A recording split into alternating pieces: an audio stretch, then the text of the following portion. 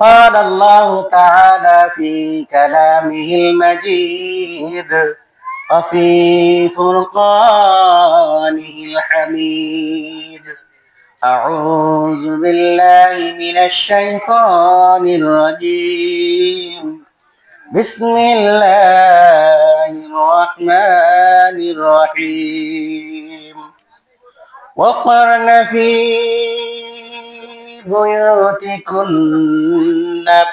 ولا تبرجن تبرج الجاهلية الأولى قال النبي صلى الله عليه وسلم لا يؤمن أحدكم حتى أكون أحب إليه من والده وولده والناس أجمعين صدق الله العظيم السلام عليكم ورحمة الله وبركاته আপনারা সবাই ভালো আছেন? পিছনের মনে ভালো নাই, সবাই ভালো আছেন তো? আলহামদুলিল্লাহ। ভালো যদি না থাকতাম তাহলে মাহফিল আমরা আসতে পারতাম না। এটা আল্লাহ তাআলা বড় একটা নিয়ামত, কি বলেন? কারণ অনেক মানুষ এই সময় হাসপাতালে হয়ে কুতাকুতি শুরু হচ্ছে, চিল্লাচিল্লি করতেছে, ব্যথার যন্ত্রণায় কাতরাইতেছে। কত মানুষে আজরাইল আয়েশা প্রাণটা নিয়ে যাইতেছে, কত মানুষ কত বিপদে, কেউ জেলখানায়, কেউ হাসপাতালে আছে না? আল্লাহ তাআলা আমাদেরকে দয়া করে মায়া করে আমাদেরকে ভালোবেসে দিনী প্রতিষ্ঠানে আসা বসা এবং শোনার তৌফিক দান করছেন। এই জন্য দিল থেকে শুকরিয়া আদায় করি, আলহামদুলিল্লাহ। আলহামদুলিল্লাহ আওয়াজ শুনে বোঝা যায় মনে হয় আমরা গুরুস্থান দেখতে আছি। গুরুস্থানটা দাফন কাফন করে আইলে পরে ভালো কথা বলে কিন্তু মজা লাগে না, আছে না? পৃথিবী থেকে স্থায়ী হয় না, হোক না সে জুলকার নবী সুলাইমান, কেউ ভাবে চিরকাল রয় না। পৃথিবী থেকে স্থায়ী হয় না, হোক না সে নমরুদ কিবা ফেরাউন, কেউ ভাবে চিরকাল রয় না। ঠিক না? বাদশাহ হলেও মৃত্যুবরণ করতে হবে, ফকির থাকলেও মৃত্যুবরণ করতে হবে, জমিদার থাকলেও মৃত্যুবরণ করতে হবে, রাস্তার ফকিরও থাকলেও মৃত্যুবরণ করতে হবে। যেটা বলেন ঠিক কিনা? আমার বন্ধুরা, আল্লাহ রাব্বুল আলামিন কোরআনের মধ্যে বলে দিয়েছেন ওয়াকরনা ফি বুয়ুতিকুন্না ওয়ালা তাবাররাজনা তাবাররুজাল জাহিলিয়াতিল উলা। আল্লাহ রাব্বুল আলামিন বলে বর্তমান যুগের মহিলারা কেমন থাকা উচিত, বর্তমান মহিলারা মা বোনেরা কেমন থাকা উচিত, কেমন নারী হওয়া উচিত। আল্লাহ রাব্বুল আলামিন বলেন, ও বর্তমান মহিলারা, আমি আল্লাহ তাআলা তোমাদেরকে বলতেছি, আগের জমানার বেহায়াপনা, বেপরদা এবং মূর্খ জাহিলিয়াতের যুগের মতো তোমরা মশারি মার্কা কাপড় পরে অর্ধ উলঙ্গ অবস্থায় ঠোঁটে লিপস্টিক লাগাইয়া, গালে গাল বালিশ লাগাইয়া, পায়ে আলতা লাগাইয়া, স্নো পাউডার মাখিয়া, পারফিউম লাগাইয়া তোমরা বেগানা পুরুষদেরকে চেহারা দেখাইয়া ফিরিয়া ঘুরাইয়া ফিরিও না। চলো বলে ঠিক কিনা? আমার বন্ধুরা, আল্লাহ রাব্বুল আলামিন বলেছে, ও দুনিয়ার মহিলারা, তোমরা পর্দায় থাকো, বেপর্দা হয়ে ঘর থেকে বের হয়ো না। আমাদের মা বোনরা কেমন থাকা উচিত? বাদশাহ তার স্ত্রীর সাথে আলাপ করতেছে। কার সাথে? রানীর সাথে আলাপ করতেছে। ওগো রানী, কেমন ছেলে তুমি জন্ম দিলা, তোমার ছেলেকে যুদ্ধের ময়দানে পাঠাইলাম সৈন্য সামন্ত দিয়ে, লস্কর দিয়ে, লোক দিয়ে, ঘোড়া দিয়ে আর ভীষণ সরঞ্জামাদি দিয়ে জিহাদের ময়দানে পাঠাইলাম, কিন্তু তোমার ছেলে জিহাদে পরাজয় বরণ করে সে পালিয়ে গেল। আর আমাদের যুগের মহিলারা হলে কি বলে? এই দূর ফাড়ার করে ফাড়া, কেমন মিথ্যা কথা কইতেছ, তুমি তো জন্ম দিছো উল্টা পাল্টা। কি আমাদের যুগের মহিলারা করলো নাইলে? স্ত্রী তখন বলতেছে, রে ও স্বামী আমার, আমার মনের ভিতরে একটা বিশ্বাস, আমার মনের ভিতরে একটা আত্মবিশ্বাস আছে, আমার ছেলে কখনোই যুদ্ধের ময়দান থেকে পালায়ন করবে না, যুদ্ধের ময়দান থেকে পালন করবে না। বাদশা তখন বলল, না না, তোমার ছেলে যুদ্ধের ময়দান থেকে পালায় গেছে। আর স্ত্রী তখন বিনয়ের সাথে নম্র হয়ে স্বামীর কাছে বলতেছে, স্বামী হ্যাঁ, আমার ছেলে যুদ্ধের ময়দান থেকে পালায়ন করতে পারে না, যুদ্ধে যদি হেরে যায় শাহাদাত বরণ করবে, শাহাদাত বরণ করে আল্লাহর জমিনের দিনের জন্য শাহাদাত বরণ করে জান্নাতের অধিকারী হয়ে যাবে। কিন্তু এমন ছেলে জন্ম দেই নাই যে ছেলে জিহাদের ময়দান থেকে পালায়া যাবে। এইবার স্বামী বাদশা তখন রানীকে বলল, কি ব্যাপার, এত কনফিডেন্সের সাথে, এত আত্মবিশ্বাসের সাথে, এত জোর দিয়ে তুমি কি করে বলতে পারো তোমার ছেলে পালায়া যায় নাই? এইবার বিবি বলতেছে, স্বামী হ্যাঁ, কিছুক্ষণ অপেক্ষা করুন, দেখুন আল্লাহর মহিমায় ছেলে আমার ঠিকই যুদ্ধ জয় করে আসবে। চলে বলি সুবহানাল্লাহ। আমার বন্ধুরা, স্বামী তখন স্ত্রীর কথায় নরম হয়ে, বিনয় হয়ে, মুস্টেড হয়ে তখন স্ত্রীকে নিয়ে রাস্তার পাশে দাঁড়াইয়া, এক বাড়ির এক আঙিনায় যায় ছাদের উপরে দাঁড়াইয়া দেখতেছে যে ছেলে ওই জিহাদের ময়দানে গুড়া লস্কর সৈন্য সামন্ত নিয়ে জিহাদের ময়দানে গিয়েছিল, ওই জিহাদের রাস্তার দিকে তাকায় আছে।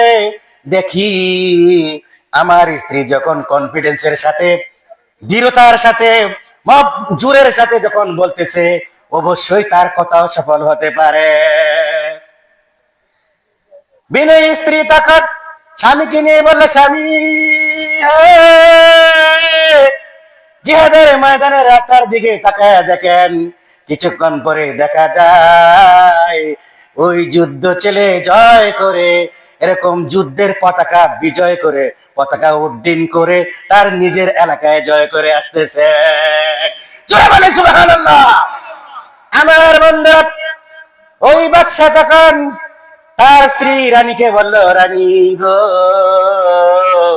কি করে সম্ভব, কিভাবে হলো, তুমি কনফিডেন্সের সাথে, দৃঢ়তার সাথে, গভীর অন্তর থেকে কিভাবে তুমি বললে তোমার ছেলে পালিয়ে যায় নাই?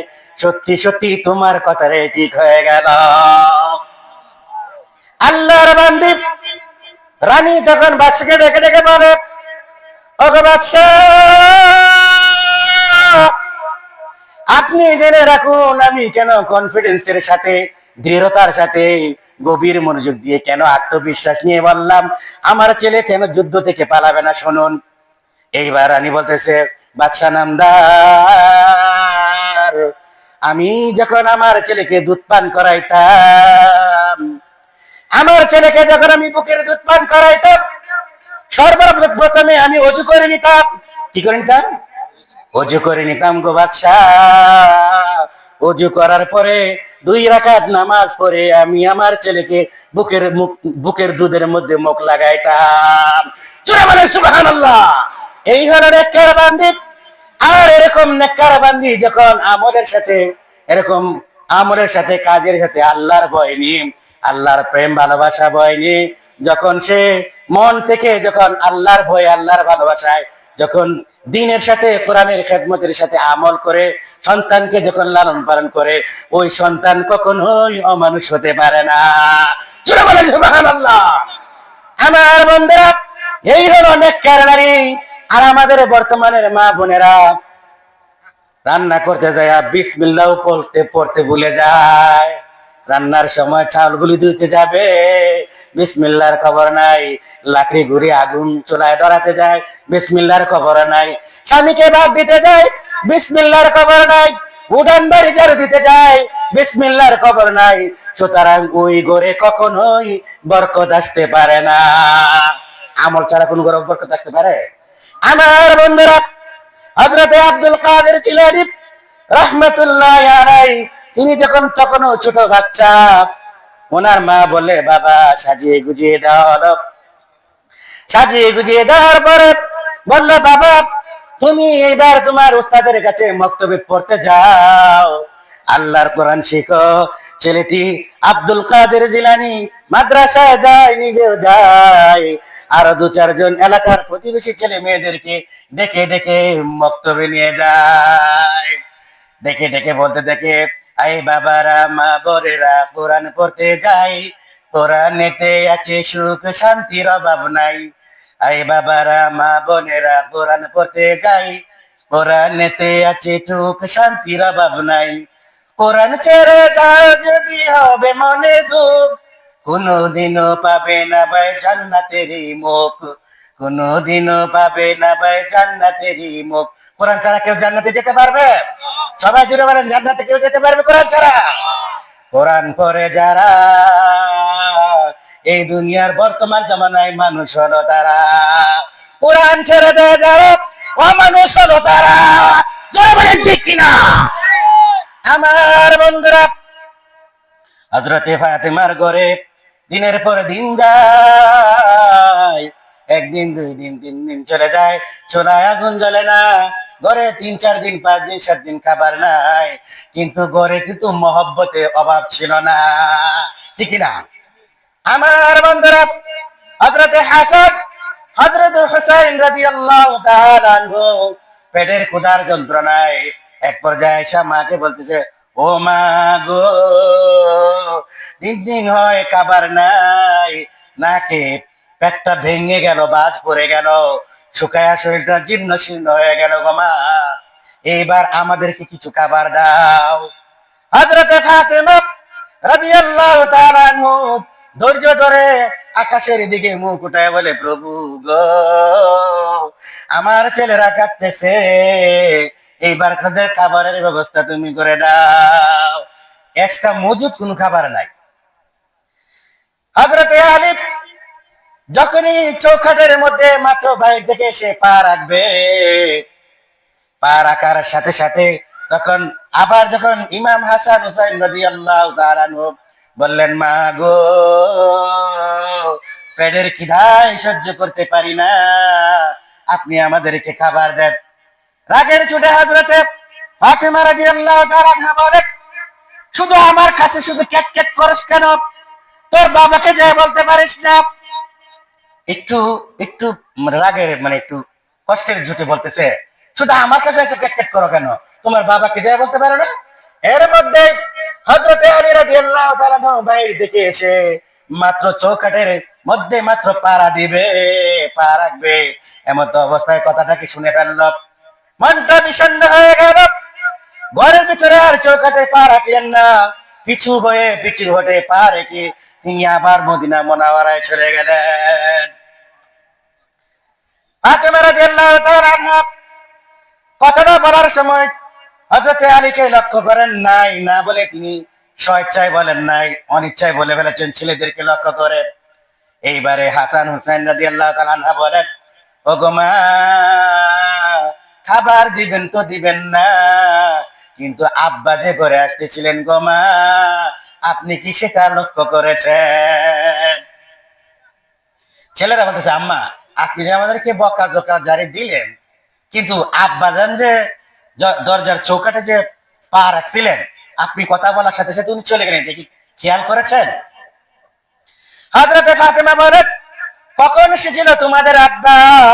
হায় রে হায় রে হায়, মনের ভিতরে যদি কষ্ট এসে যায়, তিনি যদি মনে করেন ওনাকে এই কথাটা বলেছি ইচ্ছা করে কষ্ট পাওয়ার জন্যে, আয় হায় আমার কি হবে রে হাসরের ময়দানে, ভয়ের ছুটে কিয়ামতে আল্লাহর সামনে এই কথাটুকুর কারণে অনিচ্ছাকৃত ভাবে কথাটা বলা হয়ে গেল। আর হযরতে আলী রাদিয়াল্লাহু তাআলা শুনে ফেলার পরে উনি ভাবতেছেন, যদি কথাটা উনি মনে করেন হযরত আলীকে এই কথাটা বলা হয়েছে, মনে ভীষণ কষ্ট পাবে, আর ওই জন্য হযরত আলী রাদিয়াল্লাহু তাআলা যদি কষ্ট পেয়ে যায়, কিয়ামতের ময়দানে আল্লাহর দরবারে আমি কি জবাব দেব? মনের মধ্যে ভয়, অন্তরের মধ্যে ব্যথা নিয়ে বুরকা পরে তখন সঙ্গে সঙ্গে হযরত আলী রাদিয়াল্লাহু তাআলা নূর পিছনে ছুটে বের হয়ে গেলেন। হযরত আলী রাদিয়াল্লাহু তাআলা নাকে খুঁজতে বের হয়ে গেলেন। কোথায় আমার আলী? ওগো প্রতিবেশীরা, আমার আলীকে দেখেছ? ও মা বোনেরা ভাইয়েরা, আমার আলীকে এদিকে দেখতে যাইতে দেখেছো কিনা? হযরতে রাসূলুল্লাহ সাল্লাল্লাহু আলাইহি ওয়াসাল্লামের দরবারে গিয়ে বলতেছে, আসসালামু আলাইকা ইয়া রাসূলুল্লাহ, আব্বা জান, আপনার জামাই আলী রাদিয়াল্লাহু তাআলা আনহু আপনার দরবারে আসলেন কিনা? হযরতে রাসূলুল্লাহ সাল্লাল্লাহু আলাইহি সাল্লাম বলেন, মা হতাশা হয় না, বিভ্রান্ত হয় না, হতাশা হয় না, মন খারাপ করো না, বসো, কি হয়েছে আমাকে খুলে বলো, আমি তার সমাধান একটা করব। আর আমাদের বর্তমান যুগে শ্বশুর শাশুড়ির কাছে মেয়ে কাছে যায় কয়, তোমার এই জামার ভাত আমি খাবো না, তাহলে শ্বশুর শাশুড়ি বালাই শুনে হয়েছে টিপ মেরে গড়াবো, এই গুলামের গুজে দেখি কিভাবে নিয়ে তোরা এরা সাইজ করে এবারে মোকদ্দমা দিয়া এরা 14 ঘুষের জেল কাটা 12টা বাজায় ভরে দেওয়া। কি এরকম না আমাদের এখানে? হযরত রাসূলুল্লাহ সাল্লাল্লাহু আলাইহি সাল্লাম বলেন, ওগো মা এসো, বসো, ঠান্ডা মাথায় বলো কি হয়েছে। বলে আব্বা পুরা ঘটনা খুলে বলল। বলতেছে, আব্বা জান, আমি ইচ্ছা করে হযরতে আলী রাদিয়াল্লাহু তাআলার উদ্দেশ্যে কথাটা বলি নাই, আমি শুধু হযরতে হাসান হুসাইনকে বলেছিলাম, শুধু আমার কাছে কেন সে খাবার চাও, তোমার বাবাকে যায় বলতে পারো না? ইয়া রাসূলুল্লাহ, আমি শুধু এই কথাটা বলেছি, হযরতে আলী আপনার জামাই দরজায় চৌকাঠের মধ্যে পা রাখছিলেন, কিন্তু আমি উনাকে খেয়াল করি নাই, উনি কথাটা শুনে বের হয়ে গেলেন। হযরতে রাসূলুল্লাহ সাল্লাল্লাহু আলাইহি ওয়াসাল্লাম বলেন, ওগো মা ফাতেমা রে, তোমার এই কথাটার দ্বারাই যদি মা হযরতে আলী যদি সত্যি সত্যি কষ্ট পেয়ে যায় রে মা, মনে রাখবে রে মা ফাতেমা, কিয়ামতের ময়দানে আমি নবী তোমাকে মেয়ে বলে পরিচয় দিব না। আল্লাহর নবী হযরত আলীকে এত ভালোবাসতেন। মা রে, কোথায় আছে খুঁজে বের করো। সাবধান সাবধান, স্বামীর মনে কষ্ট দিয়ে কখনো কথা বলো না। যখন তুমি তোমার স্বামী আলীকে পাবে রে মা, সাথে সাথে ক্ষমা চেয়ে দিও। মনে রেখো গো মা, আলী যদি কষ্ট পেয়ে যায়, আমি তো কিয়ামতের ময়দানে মেয়ে বলে পরিচয় দেব না, কিন্তু আলী যদি কিয়ামতে বলে, রে আল্লাহর নবী, আপনার মেয়ে আমাকে একটা বকা দিয়েছিল।